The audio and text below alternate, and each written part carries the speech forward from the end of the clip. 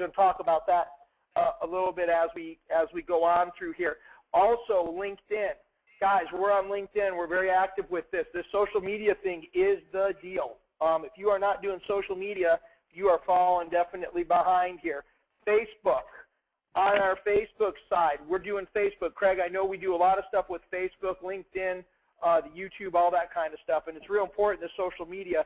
The fastest growing demographic in the United States on Facebook is 55 plus. It's growing at 927%. Guys, not only is it super important for you guys to be using Facebook, LinkedIn, YouTube to connect with your clients, but it's also a great way for you to stay connected with us. We're posting product, marketing, sales tips constantly through Twitter, through Facebook, so you can receive these updates real time. Exactly, and that's obviously very, very important to get that real time. Twitter, all of our marketers, the guys that you work with in and out, we use Twitter a lot. Why? It is instant access to hundreds of people on the click of a button. And it's only 140 characters. It's not anything that's totally outrageous, but it's real easy. We put pop articles up there for you guys to pull down and things like that. So your marketers have Twitter. Get a hold of your marketers. Get signed up. Do this. It's a great way to keep in touch with us. It's a great way to have the pulse of the industry and keep staying on it. We find that our most successful producers are the ones that seem to have the most contact with us. I'm looking today on a lot of people on the call, and I see, this was only for our database people, and I see a lot of familiar faces, some not as familiar as you should be. Here's a great way to obviously keep in touch with us. I don't know what your other marketing companies do or don't do that we can't do here for you. We have a full service all the way from social media through true marketing, not advertising, but marketing. On the call with us, like I said, is Keith Harper. Keith is 30 years in the business. Keith is, by trade here, he's an RIA, does a lot of managed money. He's got over $56 million of managed money. He would not sell traditional fixed annuities. Just wouldn't do it. Would not do it. The neat part is he came out to one of our trainings here, was introduced us by a mutual friend, came to the training, we showed him this, he started selling indexed annuities in September, and Keith, you're what now, 23 for 23? Yes. 23 for 23, you haven't missed one? Not yet. Not yet, fantastic. Keith's going to get on the call a little later with us and show you exactly what he's doing, that he's 23 for 23, okay? We just think that's amazing. Start September, didn't like him at all. The next gentleman we have on here is Bill. With Bill Muller, Bill's got 3 years in the business. Okay, last year's production, Bill, you did just under $1 million with us, right? Absolutely this year correct. you're north of $8 million? Correct. We'll be closer to 9 by the time we're done here. By the time you're done, and doing the client advocate program that we showed Bill how to do, and Bill really sunk his teeth into this. Bill's out here in Arizona. Arizona is an incredibly competitive market. I know everybody says, oh, it's the hardest place where I work. This place is nuts. Breakfast, lunch, dinner, morning, noon, night, doesn't matter. There's something always going on, seminar. And Bill has not done one client seminar this year, and he's going to pull almost $9 million out of this thing. He's going to show you exactly how we did it. Okay? So we got two guys that are, at the top of their game, doing a great job, and they're going to show you what we're doing. Let's talk a little bit about this client advocacy program. A lot of you go, oh, I ask for referrals. This isn't about referrals, guys. Okay? Client advocacy, what is it? Advocacy is a process of running your practice in a manner that turns everyday clients into advocates, those who will go out of their way to influence their social circles and promote you and your practice. That's not a, oh, here's my brother-in-law, here's his number, give him a call. I know Bill worked with the gentleman here to where one of his biggest advocates has referred him about $5 million in business. Bill, your advocate actually calls the client for you and says, he's more than happy to call clients for me at any time if I ask him to, if I have prospects that are real close to closing a deal with them. But more importantly, he actively goes out of his way to find people for me to go see. And if I'm having trouble with one of his friends, if somebody he refers me to, he'll actually go out, sit down, and have dinner with them and say, hey, this is why you need to be doing business with this guy. Guys, that's way more than a referral. And we're going to show you the process of how this gets built. But it starts with a commitment serving your client before, during, and after each sale. It's always about doing the right thing. We know you guys all do that. But it's just about always being there and giving them that comfort. Some people hear word-of-mouth marketing and they think it's tough to accomplish. We're going to tell you what, you're wrong. Peer-to-peer marketing is the easiest and effective way of marketing that there is. Peer-to-peer marketing used to be when you used to go to your little kid's, soccer game or whatever, and you were on the sideline and you'd be talking and say, oh, my guy does this, and well, my guy could do that, and my guy did this for me, and next thing you know, that person's calling you. That's great. Guys, the social media explosion, there's no other way to put it, but through social media, if you do the right thing, you could touch thousands of people in a click of a button. However, if you do the wrong thing, you can also touch those same thousands of people. And the best practices of how you run your practice, if you're not creating advocates, you need to seriously evaluate your practice.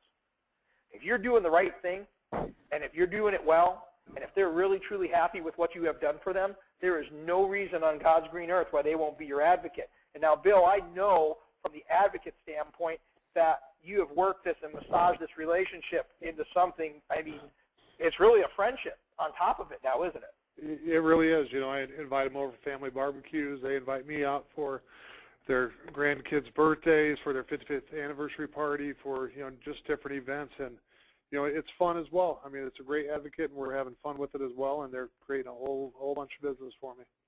Now, this all word of mouth stuff starts with some differentiation, customer service, engagement, and distinction. I'll tell you, it's amazing that a lot of guys don't see their client until the anniversary date of their policy. And I'll tell you what, a lot of the agents don't even see them then. The only time that they ever hear back from their client is when the client contacts them. What differentiates you in your practice? Okay? Do you provide white glove service before, during, and most importantly, after the sale? We're going to talk about the after the sale white glove service because we did something with one of our agents, and we're going to show you what we found out. How do you engage your clients? Are you distinctive? What makes you distinctive? What makes you different? Okay? Let's talk a little bit about blue ocean. You guys heard blue ocean, red ocean? Blue ocean's uncontested, competition's irrelevant, unprecedented opportunities, creation of value, innovation. You want to swim in nice, deep blue water where it's undisturbed, right? Well, I'll tell you what, if you're setting this advocacy program up like we're going to show you and doing it properly, it is uncontested. Bill, how many times have you walked into a deal where you've had competition? None at all. I have not walked in any competition when my advocate is referring me to see a client. None at all. None. And by the way, Bill, the cases you're picking up from these people, Bill's advocate, will give a little preview of that, gave Bill $2.4 million in a lump sum. Lump sum. I've never seen a $2.4 million annuity written in 17 years of doing business together. 17 years, 2.4 in a lump sum. Bill, your client, does he hang out with poor people or people that are of his same economic structure? No, he hangs out obviously with some people that have a little bit of money. So, my most recent referral he gave me was $605,000 that I got within the last couple of weeks, as you know. So most of the, he sent me to see a guy in Seattle that had $8 to $10 million that I'm still working with, that he's taking stuff back up to his daughters here for them to look at here over the holidays. So he absolutely hangs out with people with money. Yeah, absolutely. Now, you have the red ocean, overcrowded, commoditization, shrinking margins, lack of differentiation, cutthroat. It's a sea of shame.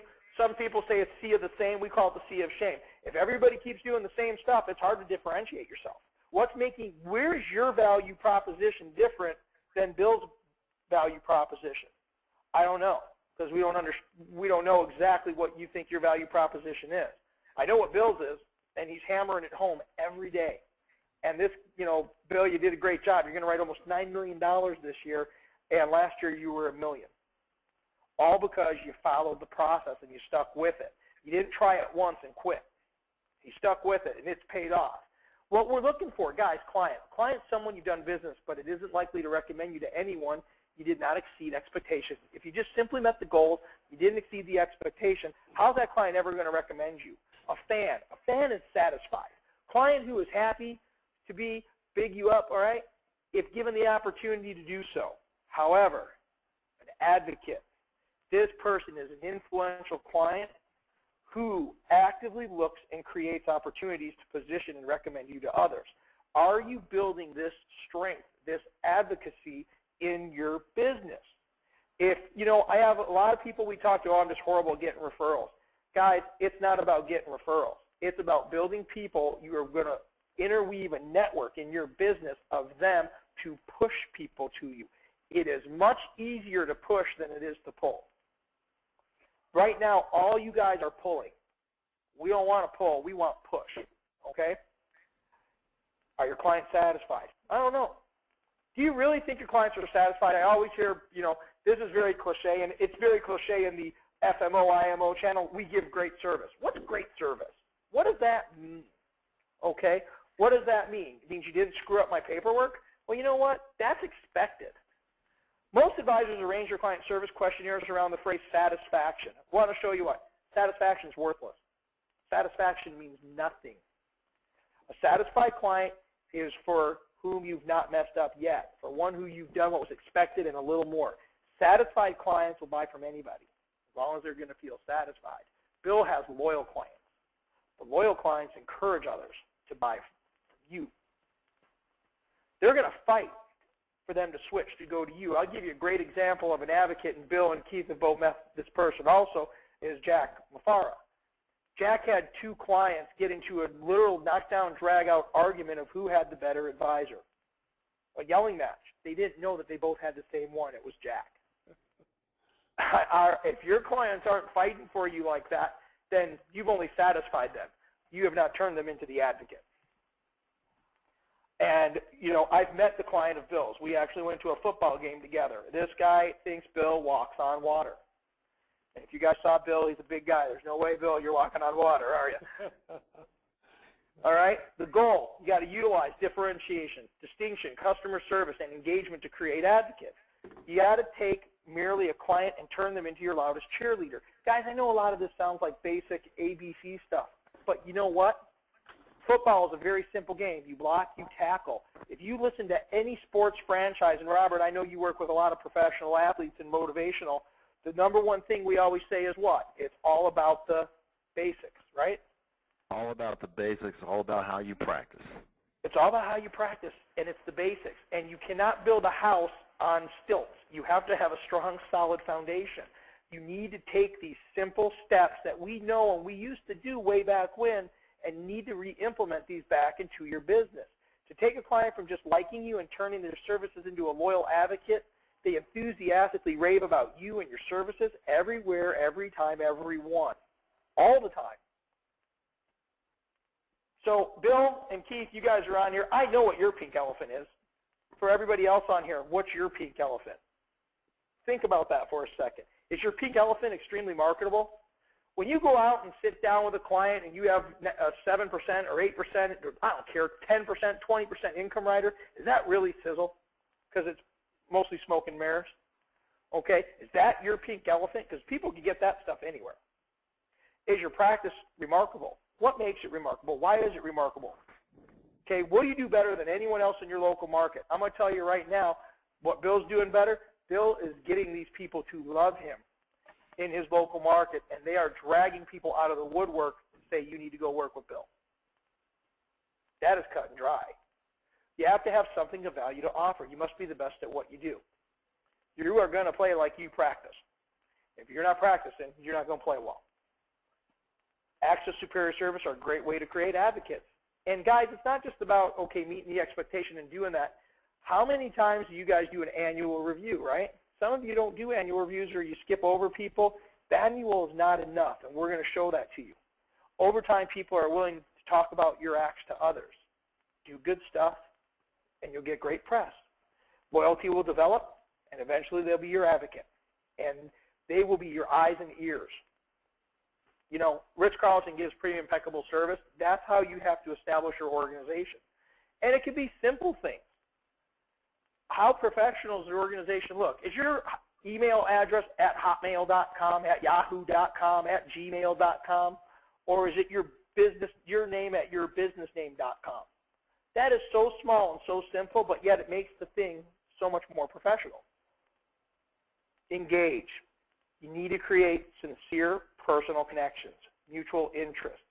Show interest. Ask about family, spouse, grandchildren. You know that rapport stuff? A lot of guys, it's amazing. They'll come into the house and they'll have everything all together and they'll already be ready to